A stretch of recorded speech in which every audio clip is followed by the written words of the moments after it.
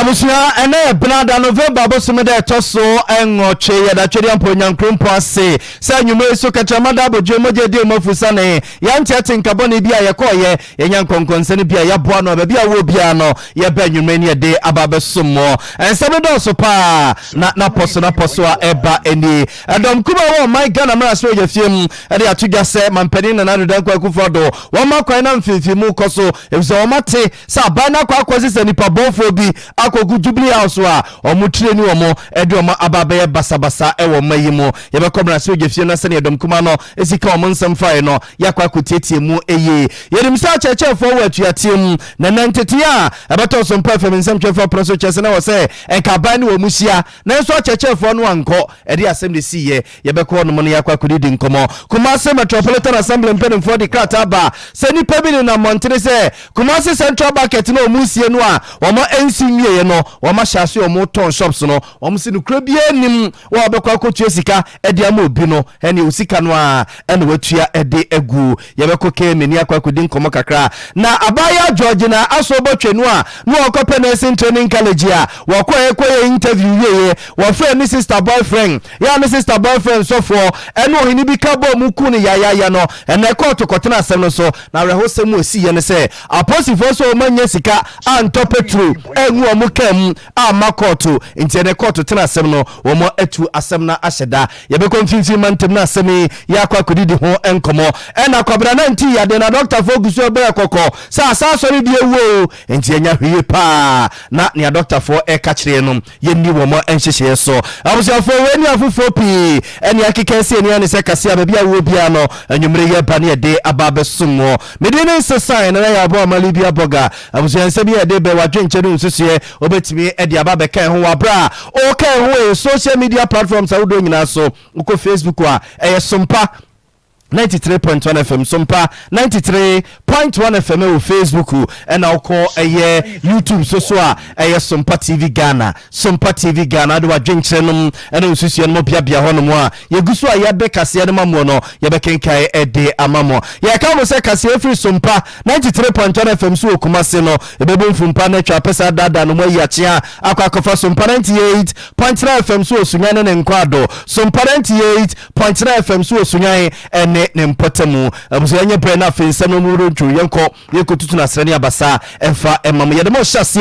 ede efrim na semeje fiem na sede emo ni musem de da no o my god ye na semeje fo ekoto santene wando godogo lai adwe me mpra koso megale to abayi wonum so mo kotra na semeje fiem nhyamra ema o my god na minum yenu Ghana kwame nkroma Ghana mfa ne ya pese ene na degido papa bi mfa da won mo koye adwuma koso mayi ene so wo mo koye na na se china wo mo koye no ene dom wo my Ghana na se ogefiem kotabiri ba se omo de omo ne na no omo tetie na omo fifim agi duma ba be ma wemu a asaso ehunu se mampani na na dan kwa kufa na pamfo akwa se nipa bonfo bi ede omo be gu Jubilee House wa omo training mrante ne maba wa bia omo ede omo be basabasa wo kremu na amra se ogede wo mra se ogefiem adehia omo busa south abato mpesia so a eba ne bambo ene security won sensemo a empempro na ya no takasa ede ma NDC amanjoku no opani James Agaga ene jina ne nuanom NDC fo na nam parliament ode sansemi tudwa ene wo chesa asemi ya omoken ehwo adanse ne se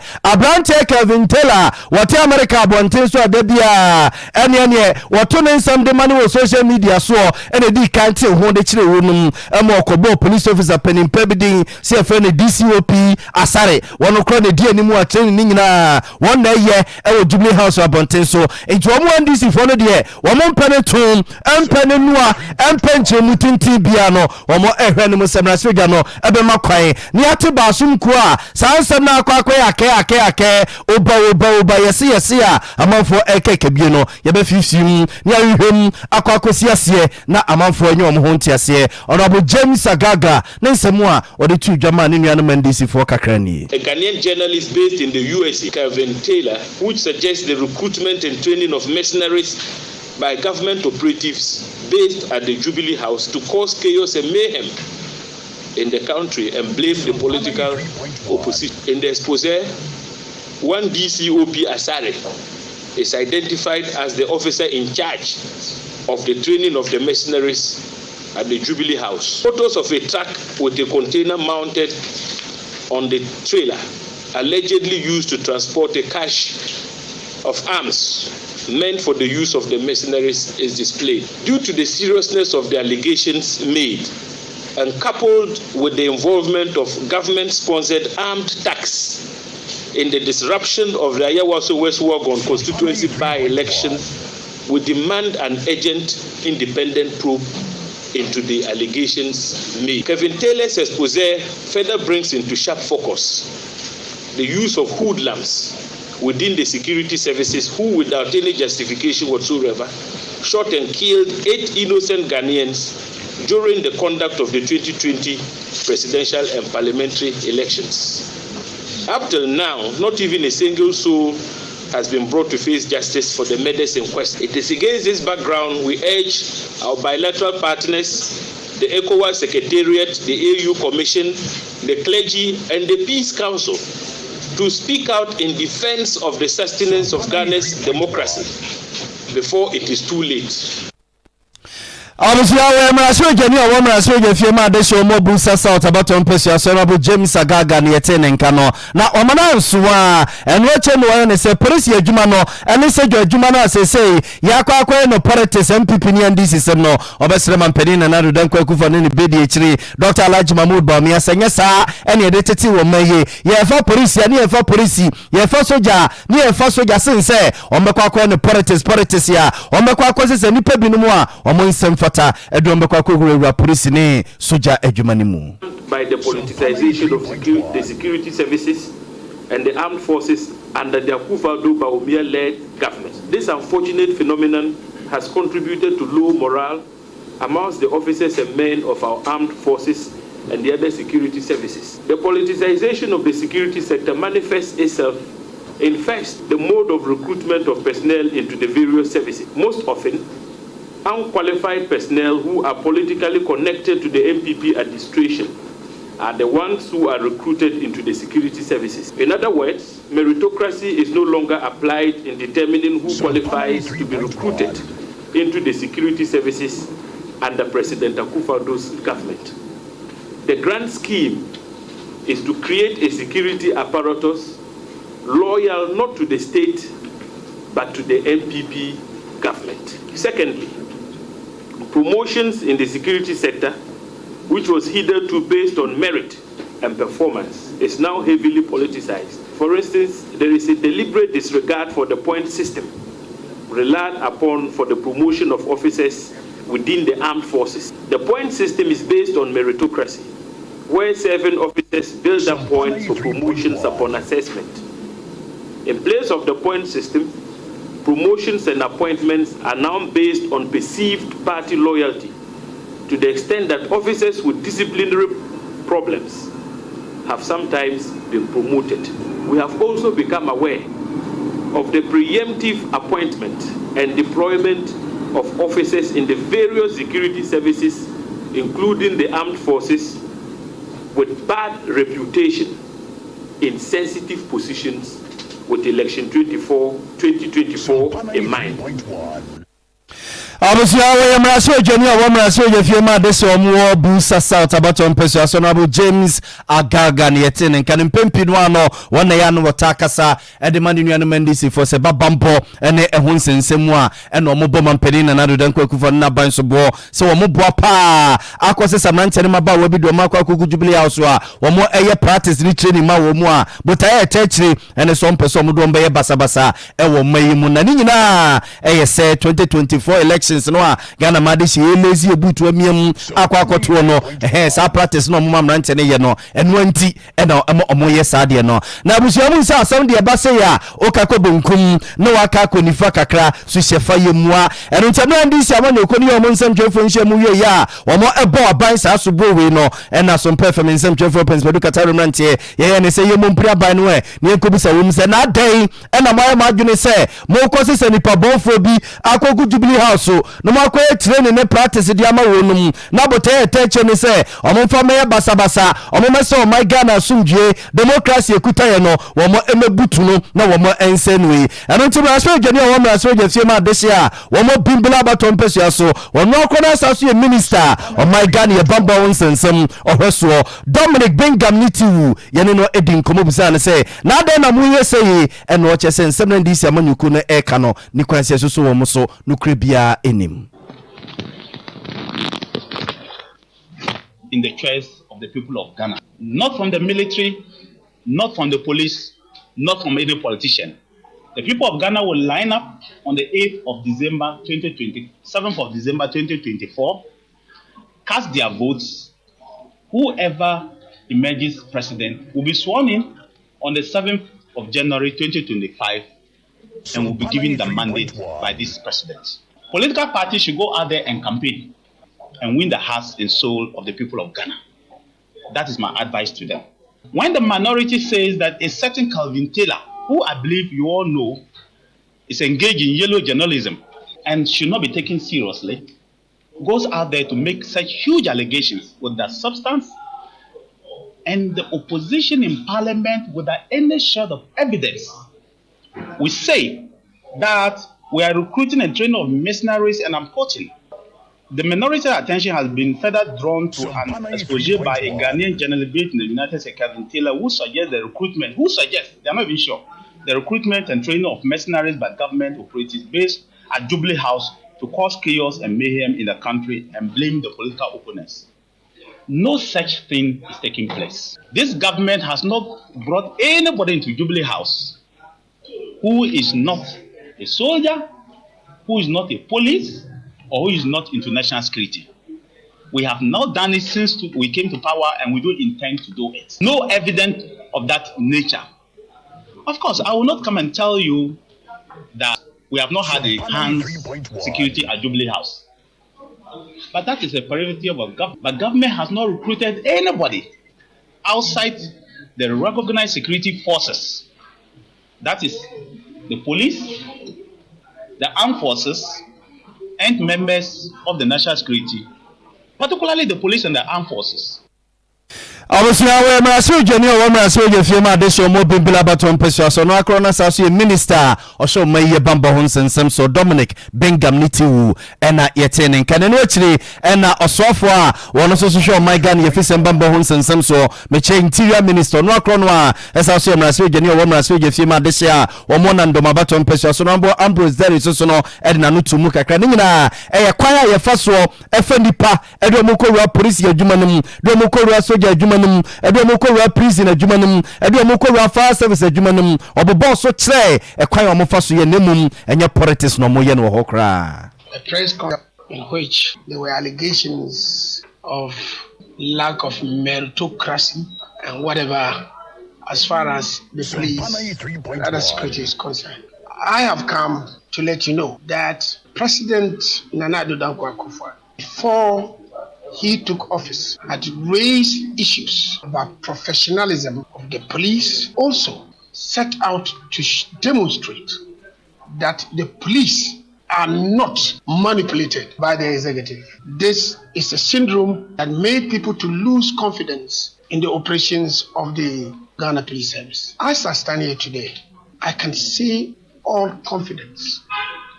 that the Ghana Police Service is a service that has been impacted by the retooling, retraining, now led by the current IGP, Dr. Dampari. Everything of it, the activities is professional. There have been things that have happened that have never happened before. Under President Nana Akufo-Addo's government appointees have been arrested by the police whenever they thought they did something wrong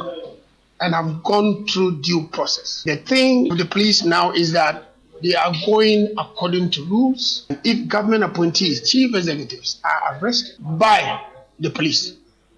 MPs are arrested by the police. The police operate completely based on the rule of law and are not manipulated by the executive. Recruitment of persons into the security agencies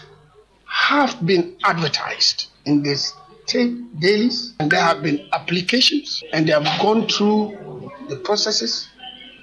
and the minority is aware that we haven't seen that kind of transparency before. There is no merit at all that people are recruited based on their party colors. No. Obviously, we are so genuine. We are so genuine. This is more than the Mambaton Peso. So now, Crona Sasu is Swafra. Or show me if it's a Bamba Honson. Some so honorable Ambrose Derry. And now we change the move. Send someone this among you connect Canwa. Honorable James Agaga. Nico Hunting Tring. Wohan any hand any wohono. No cribia any home. I was your self and Wabeka Ewa. Yaka says Sompa 93.10 FM. Numero Nuncia. Ekasian and Son Babia Wobiano. Yugusu Edema style BB no. Sauti Yaka Usunan and Potemo. I have Sompa 98.9 FM, Sompa 98.9 FM. Aye, and some may quote you cobra Michael Bata. You track the ink or Mamma among phone Crosua, Monpetripen and Patrapamagia to me, and Yakesi and Yabia Wobiano, Yade Esumwo. Why drink channel Susi of America or Bra, okay, who is social media platforms are doing in us. Oko Facebook wa Sompa 93.1 FM, Sompa 93.1 FM, and Oko YouTube wa Sompa TV Ghana, Sompa TV Ghana. Why drink channel Susi order to one more, you go so a big casino, Yabekin Ediamamu, Yemfree, Masaja film, near from consent from more. Now, about your Nasa, Rimiya, Nasa, Makaya, when a Koyan Fifi Moon, Coffee, Mudi, Muba, Bemu, Moa, and about 2 big yesterday, Bebo, Muama, Ghana, Madisha, Yahuni say, Urako Sinyan Techi, Najuma, Waye, said GFA president, ye, send some more teaching us some Kitwa, she say Yakoshi and Dubai, and a shake our Kuno say, our Tuno, so why, best sponsor Ghana Football Association League ya ba na kwesinya ntechi breso ya bo ne benfiem yensa na sponsorship na so nyina no na yese o monya sponsor wo ba be sponsor na sa sponsor no so no wo ye shake ya sike gu no honya asem keto wi ase sa na anasare me ya wa nas ya ena na wotete wura no apa no hontuma ama Ghana fo hunu ne wo yele sumase amsiafo asem mu nsem de bebrebe na eba aseye no asem ne kokoto ema koto kotena asem no so abonofese mu owom kwasinya nteki so obedam so wonnam na ne nyina akwa wie court no de obedi asem na wie na ema mo kotra asem no so Accra High Court no say se ewosa nasare mi ya wa nas bakot wo no bedi adanse na so oba se kaka motobi no so obehye no wonanim se wonhye na no so akwa e manso na court no tena asem no so ewo High Court no omugitum se be no betima bo nas wo bent no omomakwan na kaka motobi no wonfo mutu nanim no katana nim na omedi adanse kro no mpese wodie ewo court no no na court no ema kwan sa no lawyer kwasi nya ntachi na lawyer fo antiase emo tabiri asem no e de ko Supreme Court ene Supreme Court mpeni fo atena asem no so na mo tena asem no so wo mo bua wo mo se e wo se e ma anas arebe ya wa nas kwan no yi ni kaka motobi ni free nanim no ko gina court no ko dia dance na ensem no ai o kan yi azenka wonim te anu tintiti aso mpa fam nsem to fa ba beto aproso adwumre se Supreme Court mpeni fo wo mo kotena anas arebe ya wa nas woni lawyer kwasi nya ntachi wo ma asem no so no Justice Bafu Boni ebuasem no se odonfo ya adom a se Accra High Court kwa kotena asem no so biewa na eye anasare me ya wa nas eba be dia danse a ye makwan no nyini kaka mutubi no na adanse bia ekuta no no wonfa nto court nanim ne entutu na no na ne apututu no koso na se bolo ya kosi nya ntachi na obekwa akodemu a wakwa akodem se ne huso sa broba na ne court waja no ama na pene ba bia fanti wei eye ne Supreme Court anu ya wode ababatuja ya nto akase no so ne enfa no koguma so ho nsensemu mama ne tua sa achechefo no woma achaje iya second kowa si anu mo kase omudo omunkuku no omunkaka nyina agufia omutifie sabi edi wo moyerenom Ediane na Ghana National Association of Teachers etwene jefe ne senate omoka ho bi National Association of Graduate Teachers etwene jefe ne senagrate omoka ho bi Coalition of Concerned Teachers foka ho bi adaya omoso mampeni na nado dan kwaku da kopa Dr. Eric Kansa so na be peni kwanchefo beda Ghana Education Service ya no wura no omne ne ye adwuma nyeye atwe kai ene mampeni so wanyina dia enya do mo beko suku akwa akwa kira de biu ade na sha se na asa agro na so ba bi akika konde eya akwa akwa ye bresem na sa tuate ya chechefo iwomi ene yenuanom Sompa 98.9 FM wo sunyan etisi musunyana bonten so mo ne abata ne bi din komo ne ebisa wonum se yenye ne deni abata ne bi sre mampani se ne teacher fo ne hia bia ene ne kyerɛn wonyama wonum na se de omu ntimi awso mu gyan kwada no ekɔ adwuma ukodu adwuma mu a no wani nyina sa wo wachi ebisa wo ye batan awso mu ani kɔ ma no nto mo sre mampani se bibi bia teacher fo ne pe bia no wonyama wonum se beye no metimi din kwada na kosuku no monya adwene papa ene adwene fan e de akwa ye adwuma sense wo do ba no e wo beja ne fie na wo adwuma ma wani wo fie sa the major year me say teachers in school na omo nkono abane nye omo afede ma omo ntira say abane ye omo asede ma omo a ko mbeko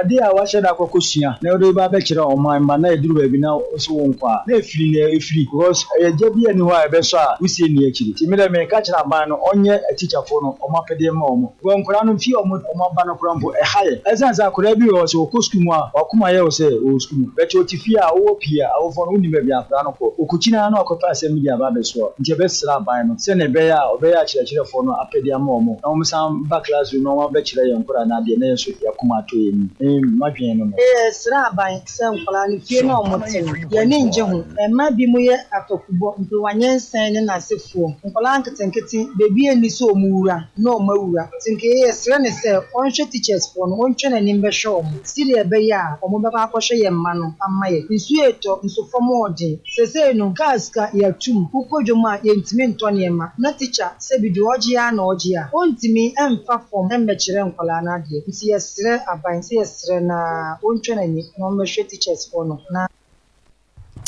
abusanti we ya bata ne bin samo mo tu jawo sunyina bonten so wabra no ne enuanom eye Sompa 98.9 FM fudin komo ana na omo chese ma aban no he se ni siti bia wonti chechefo no omo nsem na wonyo makoma so ade ma wuru na nkwada ne nsan kosku na omo titi fie se no ama adwuma kra no mokọ a omo ntimi nhyeda nye ne papa bia omo ni ewo machi saa na asamwe no ase akwa ti se ayi emanofo no obia ne size ebidie so ebidie so ebi so chese ni achechefo no ye no enye fe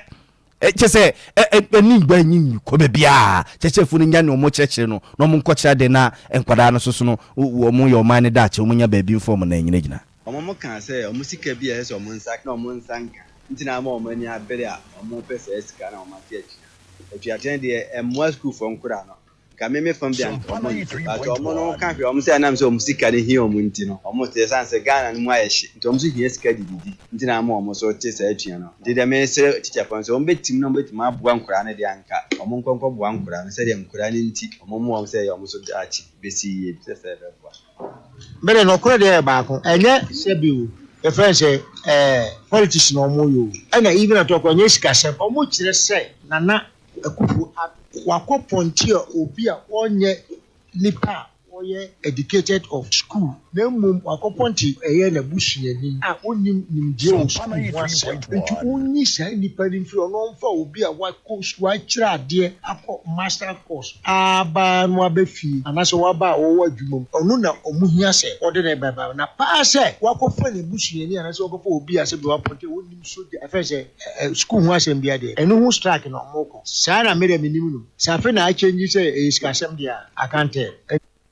Mo enye sikasemu a eye papa re kenkansa mampani na nado dan kwakufu ado apa no so nko epene kwanchefo a obeda Ghana Education Service ya no ye teacher for so monte ase na mo mate atua no nti abata ne binsem na yekokotie no na busuan yenkwa o mano so na ye ne Reverend Isaac Owusu enkodi enkomo Ghana nyina Ghana National Association of Teachers wona ye president da no teacher foku batan ye so pa ba kono no nye na mebeti wuru munka na yate se nne na o se nkomo ne yabanhia na so teacher fu wo manko adeya Reverend Majoy ye ne bru megiri se mpom ye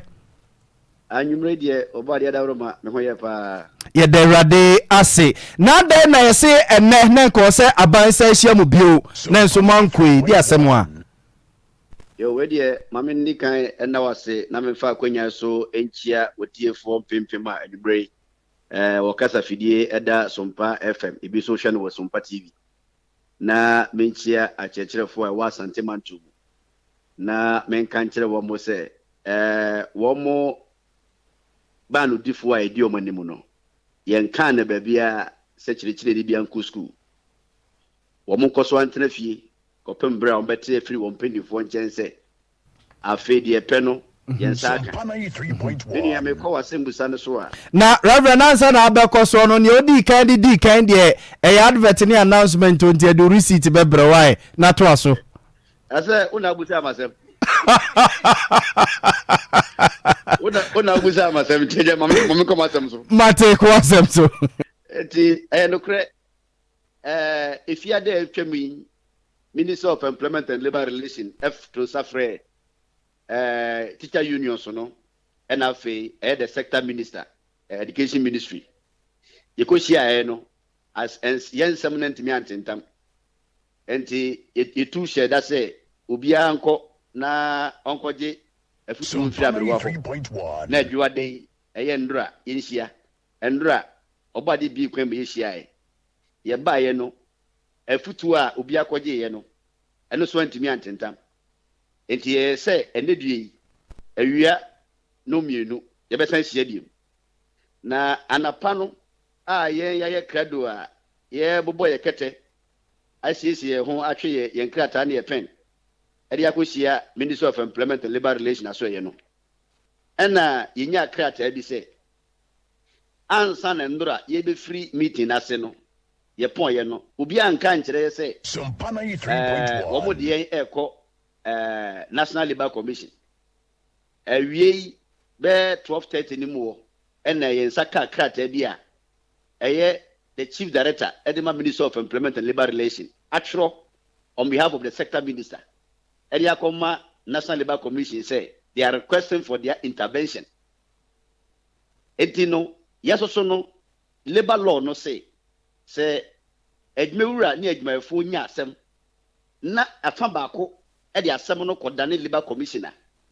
de ekire ne say efa na ode koye no person Charter Labour Commission say age ne nsem osowo enye yi etino Labour Commission emrem edi bra ye hu sa kreata no minya na ehu hia say enei ye besa akohia e Minister of Labor obium enu nti na menua ama yankonne no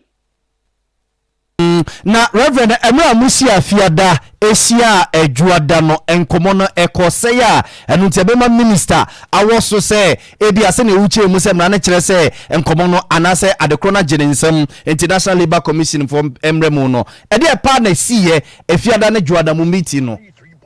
menua yensemo a ye de kodane wo mo eye emako dumiensa ene yakuchirigu krata so apart from Director General Acting Director General ya boni dia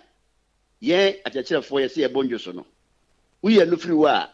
Deputy Director General yura lawyer Anthony Boateng a ono so wakona humgie mu na ya mano extension of contract ne mprensa so ni a no so ye se bonjo so no enyama ehia achirechira fo a eno so ya boho a sabi yensanka no ni nyina ka ho laptop a teachers nsanka ye 44 cedis bia aban tete a chechire fo dwum sika also mo refanya mo mfa maye wo ma eye wo dwuma e wo nkurase a e wo say ye mo 20% allowance a e maye responsibility allowance wo mo ye head of department ye dwuma additional duty no e wo say mo allowance e ma car maintenance allowance ni nyina edi de keka ho a me kasa me bodi ya sabi araje be boye eni ye de ko to omonim se sanya ma we mu anya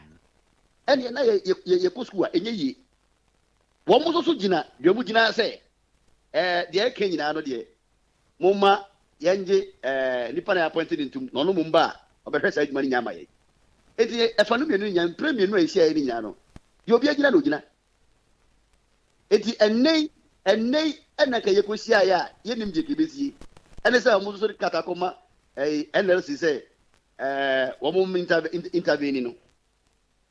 nani reverend wo ma doctor kenkansa ne mra no ma makoma so ade mamu ya na menia wo ye centuroni bia odwane mukuo Ghana Journalists Association yewo card identification card ye de mamu mebo a no kre enti no saa card no se me me no ka se se mu ye nhyiemu na me ni card ni bi na afa mu ko hyiere so ye yi reverend se o me dance ntwerefo no Ghana abero nya ntwerefo ni a o ba onsima ma reverend ohu Debbie me no ka se bra mi share adwuma ase no me share mi scheme of service emra ebo madwuma no ho ban no scheme of service ne say se me yire me ho wo adekire ni mu esa ne say magye ye di kan no makọ entity bia etiti akyerɛkyerɛfoɔ ida say training college anase university me wie training college na me kuta abodi katrafa no diploma in basic education me nua ɔno so wie university no esa ne say ɔno de ne degree nti no okuta first degree ne rank ɛyɛ principal superintendent me am free training college no me de ɛyɛ senior sub 2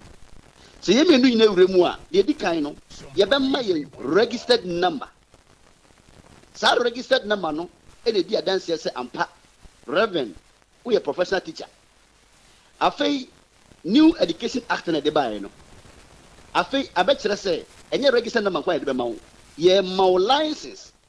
enti registered number no e se abedane license number a kire se be bia wo begine bia o Ghana be bia no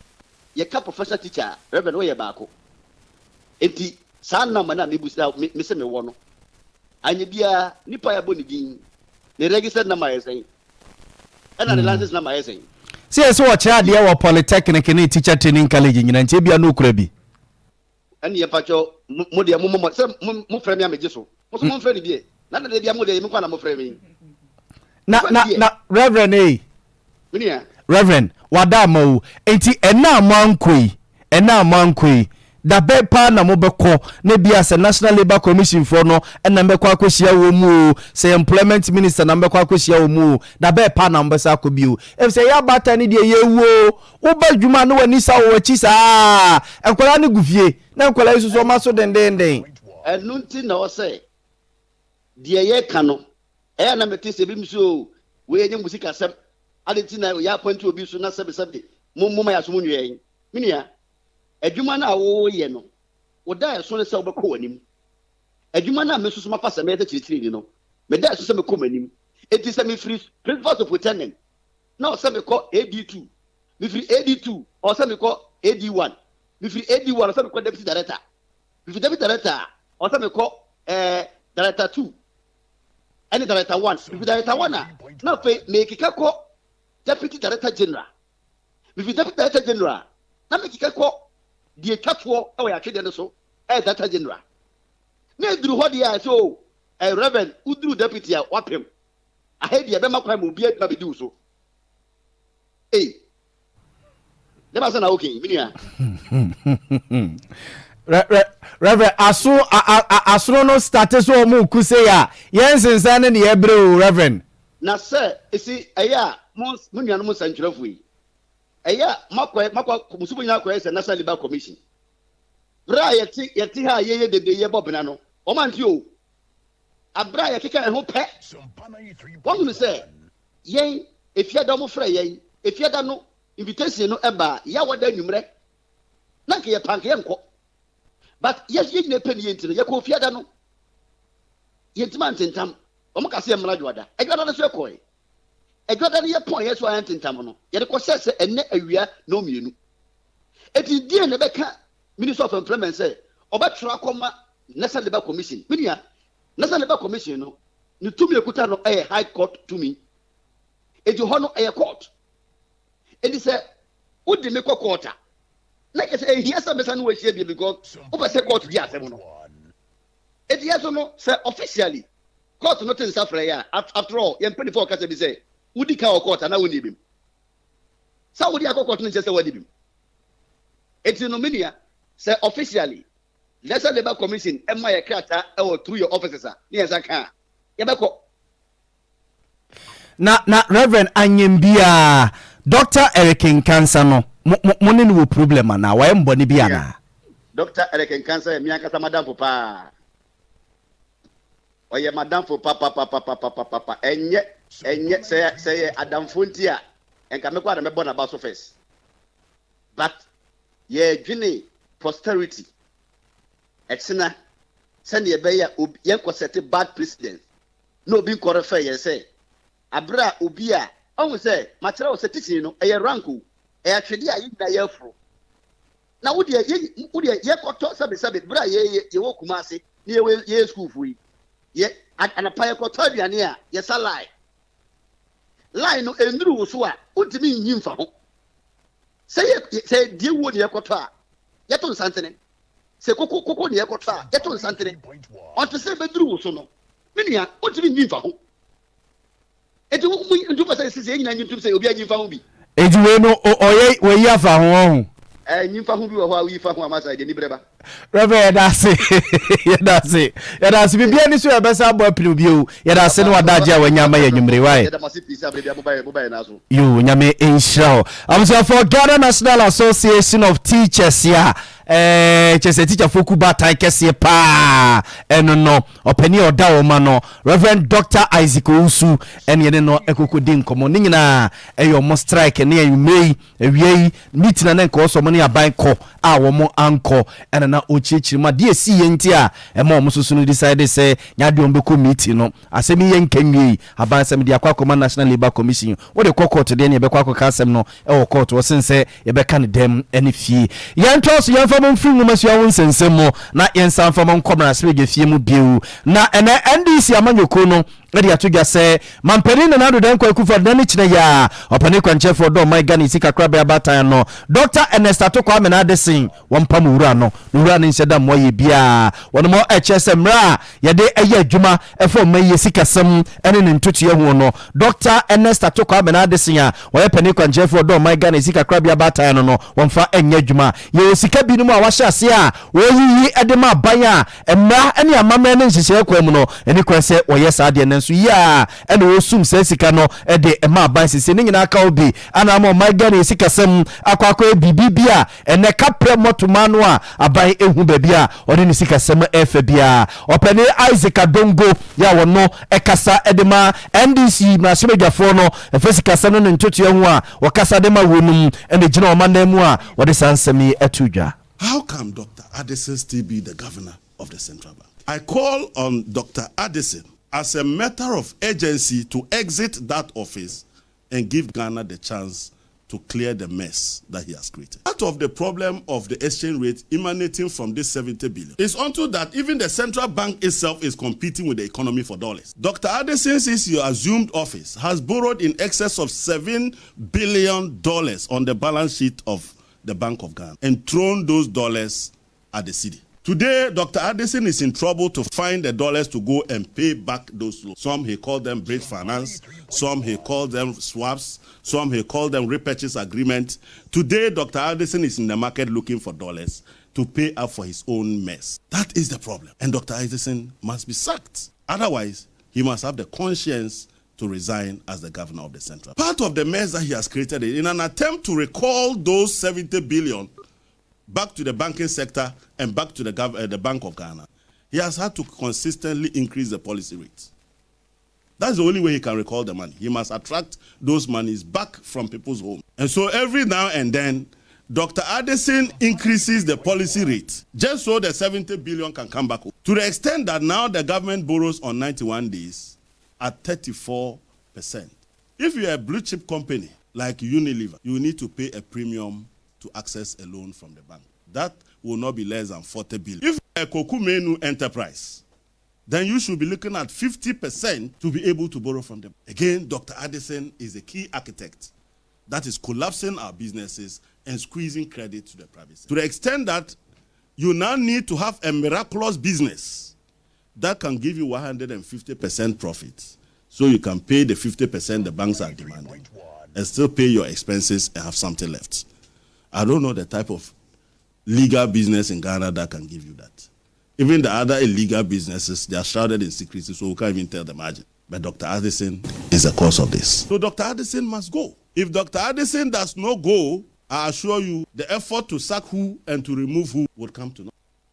Obviously, I am a soldier. You are a soldier. If you are this or more Boga Central about one person in the Honorable Isaac Adungu and Pempina Bessica Senon and Tutua, one they are no Takasa at the Emma NDC Amanyukuno, a woman soldier film. Yeah, talk as I so the other Makwapum, the ones in Simo. Now, a doctor Fogusua, ya Bogana Madish Yakoko, Sakabra 19, ya dear COVID-19, no, at the Swasin Sim, at the Swaniati, into Ombesre, so ready to jogo from and said and send the Suma was same apacho, or a doctor furniture so mukutomun and Chukosia, ya Hesen Yomuka Bia, ye bedi so, say social distance num, ya Horiensa, yes, nose max no, and Pempi so Piako Domwa, Nessa nose max ne Benwa, and Cabebwase Obese. Dr. Emmanuel of Rachel crying, one a penny chef for help him, the ones and some so, Ewa sentiment Masiane, or then some chef for to my kakra, which reached him, COVID-19 no, at the swa, and yet in a secret, yes, be the vaccination who said the day, one more barber chassis, na one more ISAD and one, Ombesra, Batan and no Bibia, so man who crying, Ningina and she say,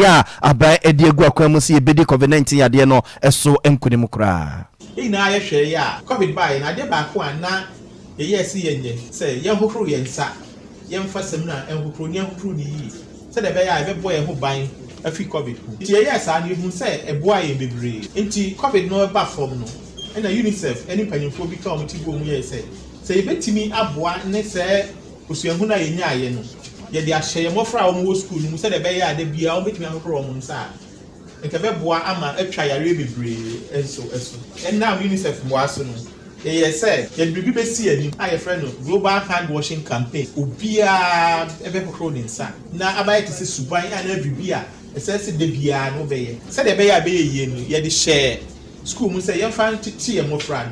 Ye school do see assisting schools. And I per se share as a woman. A train never Madiana Yama atre aquatry. See how to say, ye the bear walk COVID panier. Say COVID no and coy. Menoka say last week was Shanti region. You have 10 active cases. And Tisa Candy now so a walk. Into your best stress, say, Paniano, ye naibo. Say, what war back one, as as who me. What will be no as as over booster? Oh, yes, sir, Edia who buy Edia boy in answer who buying. If they say to me, Pomodia near do 70% coverage. You bet me I can see a video of different head immunity. And they say, I don't know background, you say, ain't me, mammy, tear to see, and high. It is sure in a Shanti region hatcher said, you're sure all my friend fully vaccinated now. Yeah, about 1.5 million. And no, my 43.3%. And no, you're fully vaccinated. You're perceived 70%. They say you're 43.3%. And now almost all just one dose pay. Almost about 2.2 million. Almost normally 63.8%. It will be some normal dose. Into Yadis ready and say, can wow back and count your bomarding then. It won't mean no why you're fully vaccinated. Teni na chese ntempara wa panian wa ba kono no tutu american wa kwa ko ne tosumi no se beye na ye nyina ebetimi abo na yade ne de sunkunim Dr. Emmanuel Oforitin kwa mananso eno akire obo so se bosumi November ya yakwa ko wemu saso ya bosumi ba ko yesi wono mo a ye de bodewro e de afa diabetes ho e be safata se be me na ntintia e wa ya sabia hodo ne yakwa ko hwe na sa diabetes ne binya wa woni stroke odamfo pa I diabetes there. You want to say diabetes, Yareno. I tell to say, and Carayna, and Panina, Ubia. If it's a Sunday, Yabra bought Tieno. Can and one will for moment auntie. They say, yet you my yenu.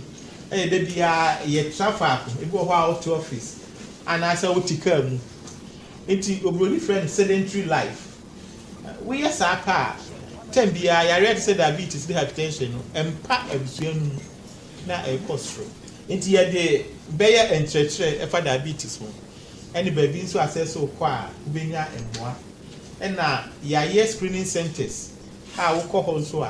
The bit me, I show Muja, I can say with sugar level, not to say now, and church or what, now ye the amount. Said a bear, I'll be born who by you who in term dia. Ye to be son, so one who in term one. A bad kidney disease, or really friend of chronic kidney disease. Bibre, we will now, as I said, we kidney no asset. And I said, when you're fra, and I say a could child night, complications no dose. Until ye drive the so na yastrum. Say, Ubia uncle. Your hospitals know this, ye beer to go. Monko, na the excess and so bit me the aboa. For Dr. Emmanuel Ofori Tinkran ye pene kwankyerefo a wo hwe apomde ne ho nsensem so e wa santemanta masentie ne tuma kakra o mo ne nsemtwefo boye e fa apomde ne ho wasante na yekoya na obobo nsem so kakra de kire ye no abusiafo yume yemfa mu ntu fa se ba fu bia no ne de ne yemfa mu nkom finfin mantemu na mo ne tuare ho semu osiye e we bia e fa ne se Georgina aso bocha eja openesing training college yakọ e ma Nyankopon ye na dom wokoto form so e ko fele e na mo ne tua se ya na mpempi ye from so momra na mo meye interview akọ ne interview awie na ne sister Penny ne boyfriend e won potemu no mo e no ye se eja ne woko na wakọ akosra no and say this sister Penino ne boyfriend yes of no one ohini bi aka bom achige na kwa kwese baby akunu ya akunu a abusuafo asemwei arehosem pa na asamna dika kokko to deda Emma emranti akwa akwaji atum se nokre nyamianum ene bonsamatiko wo mo na aku girl no na ebeya mpenimfomfom bone encho mo na ye bonsam ya woni busuani bi obeka bi dia ma no ene ebehye omumu omo ye se nyamransam no na abusuafo wo mo court kane no court to asem no e de behye ne eno mo koduru court a ne yeti ye ne se a police force o ma anya sika anto petro enwuka mu ama enunti court no tena asem so ne no wo mo atu asem na ahyeda abusia ne chiame papa anan Swansea ene Sompa FM nsem twefo di nkomo ekyiri mu senya mianim nie sese pa na Ghana yesi atentire ni o se wan ne sitie dia na ne enye yetena asem mu hunde prosecutor na oberit case baba na okro judge ne nchen onye keke bibi na onye judge ne hwe calendar but one kada bia one freakers nkwa na ihu na judge na pui prosecutor na pui so pui na mantasi so my sister no be na yetenta wona my sister bi ma so tu there e bakara azmi wi ta shada na mso one now senezi mo soro nkwada mo nkwada Abusafo nti we abusia chia me papa anan Swansea na ocheche nsemu ede ekire no na abaya na ohu ye ne sewa Madam Kate Swansea so no ekire se hwe ade ekoso no pade omuka so mani je ho a enyeye enti we de sra eno mbesere mampeni na nado danko akufo se lawyer wa ye bia no de abedi president no ajimjeni asemu eduomfa no hunyim na atentire ne abusia ne pe no omonsanka Today, on Manina, when you back radio stations, TV stations, there, yes, someone will be on yet to no say TV stations are over your men there. As on the case, no, he has a yes, but to form. As on the case, you phone to form there, you are Branca Sankaso case and all because you to be a matter no muku be in the back. And then the quarter was them, I did your quarter was them, and that was them. Abene, or your was says there. You pokudu work no so win some. Nti ebe said there's a petrol you know so you know ma talk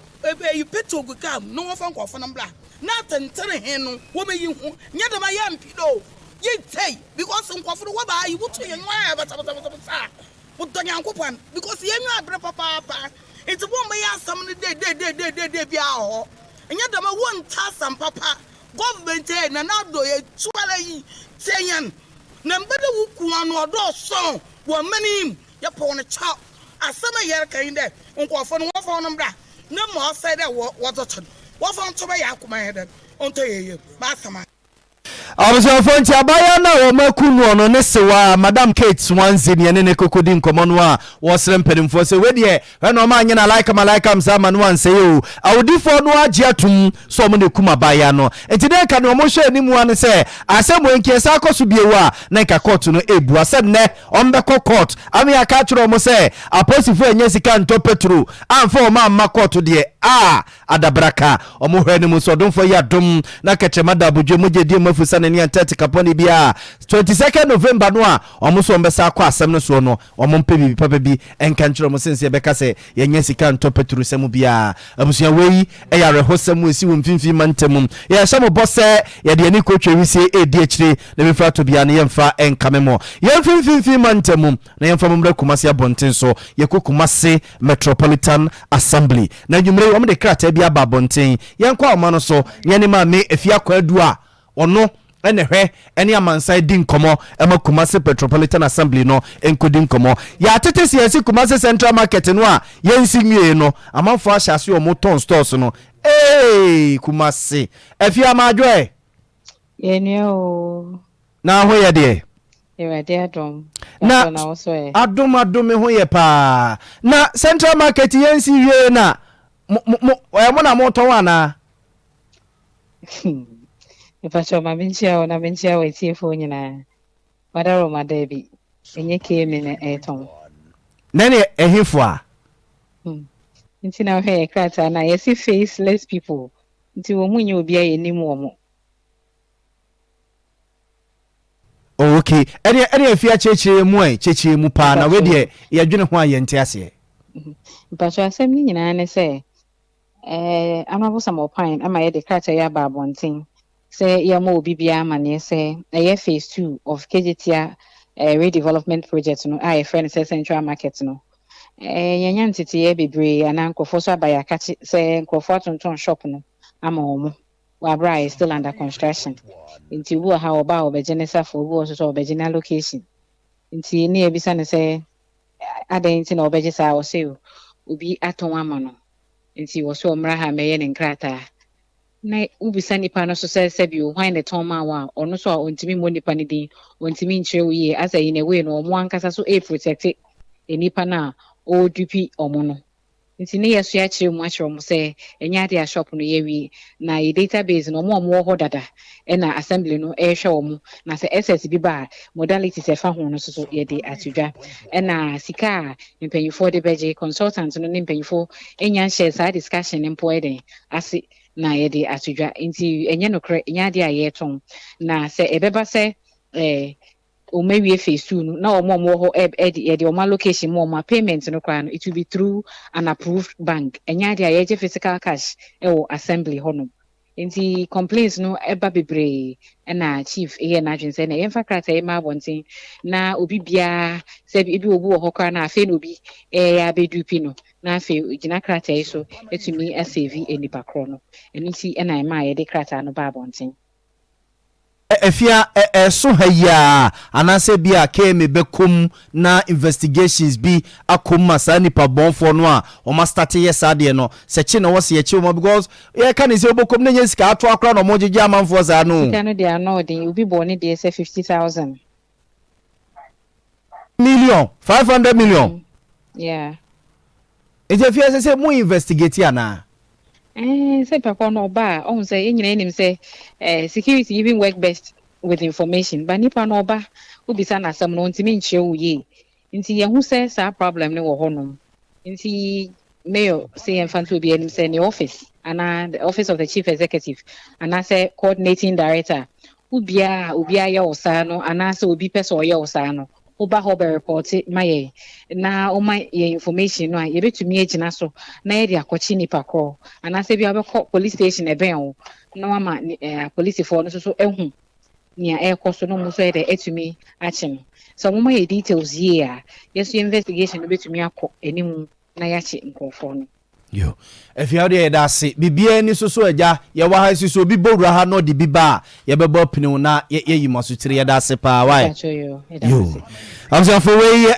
efia kwa duwo ne hwe ene amansan edin komo ema Kumasi Metropolitan Assembly yura sampan ene na pamfo ne kasa de ma wunum e wa assembly honum no chechi mu se no kra bia nim akwa yese sa ena Central Market na yensi nwie no ya sha se stores no ye ton ebi tua 500 million ebi tua 200 million ebi tua 300 million num ene ade a eno mo kama mansen ate se so ko tua sika mo bi a aye oka ejado mu sinye ena mpeso ma yo magene se omo eba betuntone bi ani ya nto so de enfom konsem fufum na no memenda etwa mu odomfo ya dom ema Dr. Blessed Foster any 21st clinic ne kabu mu a omo eye free medical screening de ema deshia omo Kumasi hwa ene ne mpatamu ene wenu ekoye omokoye de ma ekunafo ewusia enyanka kyese yade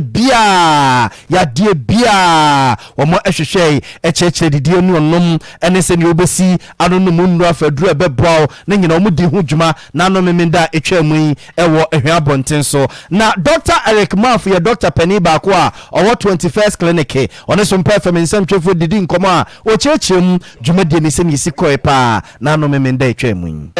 obi ye free screening na je se ohwehwe ni paduani ehun yareko a ewo onipa ne so na ebia echiri no wababaje do is a free screening there normally no eya na eduro semanya de nka ho aha ba se yeye de no free screening and free treatment echere se yaye emojemu hwehwemu awie no na eduro biara ewo se yede eka ho no so no yede ma patient ni free enti enen ye dumadi na yeye no ye emojemu hwehwemu ehu enipa no obia yawe na ye sande eduro ka ho free so yeye ma ekunafo eni enyanka a omu ni 18 years na yeye ma o na empempi no ye de esi eni so se ye hwe se ekunafo a dodo na no eya na yawe bi wo ho a omu kunu eni ebi a omu nipa bi support on kakra na se ba se omu fi omu nchen a o ma yawe sane entimi entoa so enu enti na se du afin so a enipa be no stakeholders ne organization ni individuals ni degree na no boy na for ba yen so 21st clinic na afakoye ayaresa bianti no yen so ye 2 days si ho no mo se ye behwe amoma pom bi SCP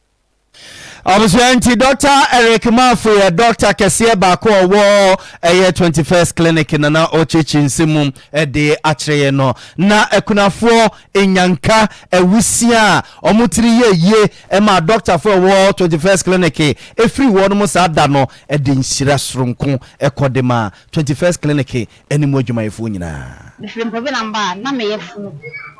asa so sanction sambi tigo mbati ma so ma anya mehwe o ma hwe kama me da mas o ma anya me kapereba o ma anya mehwe nyame shiram ya me kan se ba bia mudi fere nyame shama na em na mo se anya odo metema emfa ma efunafo ne sa nyame kama amen because man ba me ba e no this is the bani ai hu ade ba na me nan e ba doctor be kama ma doctor for mo nyame shira wo mo na wa botere nya da age wo me wapo no hwe kama na de chance so kwa ne se de se ngono mu free na wa bibia moja na na ko doctor be ko moja den presa bi tia bu be 3 million afi anye mo wansi dikla da bi ko dia wansi ni o ta go say de ko no mu wie na mo to na bia na ta ba bi mu a ere de ka na o te mienu ma papa no ta ba ma mi da doctor ka man kumpon o ka re ko ta ne bi ya ba ha de di we ya kuna fo ena ye nya ne ntie wo Sompa se ye mba ne na hwe ye yapamudu ye baayo ne de doctor na ya ma ne bu ye ne ye ntie afie so enyo ana scan ana lab ana de enya do a doctor fo no so wa abotre e no hwan enya abotre tie wa sem de ye bi a no nya abotre mo ko de no si ye wa ha e bu ya de ne ko me ko hospital bi ezu sa de Abusafo nti weye aye enyanka usia ne akunafo binum omutiri ye a doctor for egu 21st clinic eye na no memenda hwe wonum eno modi ho adanse na aberwa ne de ne kra na ye menika no ozi esemi nkodum ni free ebema moja aberwa nom ate numwa na ahoden emra na efapoma na to honum abusafo efa kase ne nsia na madwenche ne mususu kakra mode abaye mboboso na yenso so na fi kofri ene ya sempeni pa bedwafo emetena se ye mboboso tawni enko Evans eni oboase tutuka ose aka Dr. Mahmoud Baumia eye hope ose Ghana fo yenya botre na mampeni na nado danko akufo ne na ban no eguso a eye ntoto ye niam na befa na Kuamua Boating Ablekuma Central aka Dr. Mahmoud Bamia Eba or say baby a generasi say no a church for no woman penny for a dada woman no do na kwa yakwadufo and na kofa winu munyina ba sen kenya sa kinyina baby a yegyina Francis Kaswada Tusu was say despite say wiase nyina na ho akire yen no so wogide wa rehemu say mampeni na nado dan kwa kufa na ba ne nhye ya omo eye no enema ebefa Dr. Down blow or say or the free eye bremsu apewusika hono the free eba or say nanado danko akufado ene Dr. Alhaji Mahmoud Bamia hwea o man hwe niema so yie na masese o mayima ye hyehye a bibia bo yentimi ento ne kuremu ntebe ya o mo enkeka wo mo ho na eye haship no de ano ede pa yenkwa anim yenko yenim enana Kuamua Boating de wi makenkan yenko anim Ablekuma Central de no abusia ne yemfansi na fi kofuri ene na pamfo emetena se asem de empenipa da asem ene penipa onmo bayi no for mono ne sofo ebeba na fi aberwati asoso no aba betena se na igusu e ka mo se yenwo fa yenana yen papa ya de nyina mrantie hene na yie no odonfo ya adomo a ya wada ebei ne na wotwe ene ye de wofa ebetumpam mesifiada ya wada ebei aden kra ebe ya wada efiada memeneda enti week ni de ayese ni nyina ya wofa de a enti Yakopo ya adomo a ya wada ebei ne na wotwe ene ye de mrantie hene ebetumpam ewo asokre mampon bia ye 1 week no a nti nyina ono anko beba ene ma yi ba ye esoso akwa ye nkuja nti etonsa de afre wiase ye ntonsa afra santeman mrante hine besum wiase nyina nti etonsa de afre wiase se adekese ena to Sompa eni adekese ena to abusua ni adekese ena to obakunafo ani adekese ena to asokore